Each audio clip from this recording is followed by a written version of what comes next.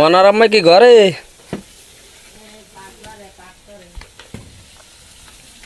কোনা নেই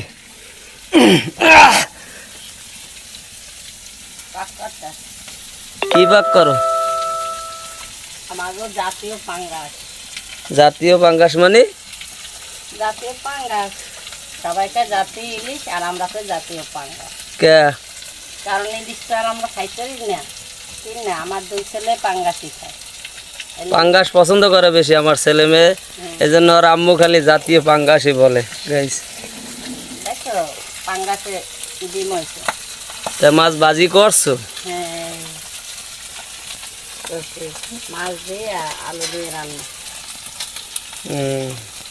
ডিম হয়েছে আমাকে পাঙ্গাস, অনেক বড় ডিম হয়েছে না গাইস?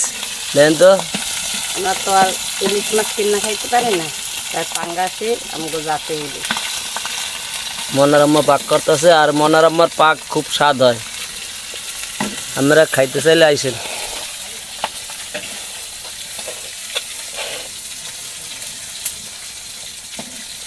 কি দেখবো মনারাম্মা কি রান্না, কিরম কি রান্না করে।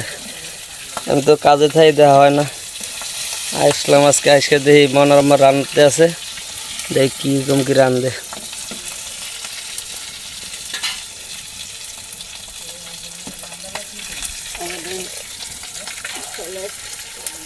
আর এই আমাদের পাকঘর, মনারাম্মা পাক বসাইতেছে। এই আমাদের পাকঘর, আর আমাদের ঘর এই পিছনে।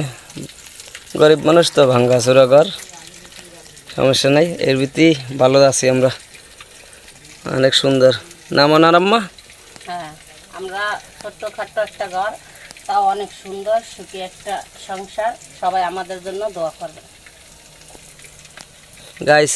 মনারাম্মার জন্য দোয়া করবেন, আমরা আমার দুই ছেলে নিয়ে যেন আমরা চলতে পারি। আর দেখবো আজকে রান্না করতে আছে কি কি।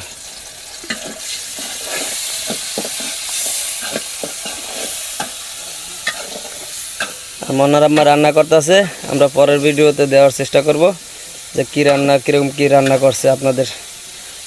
এখানে শেষ করলাম, ধন্যবাদ সবাইকে।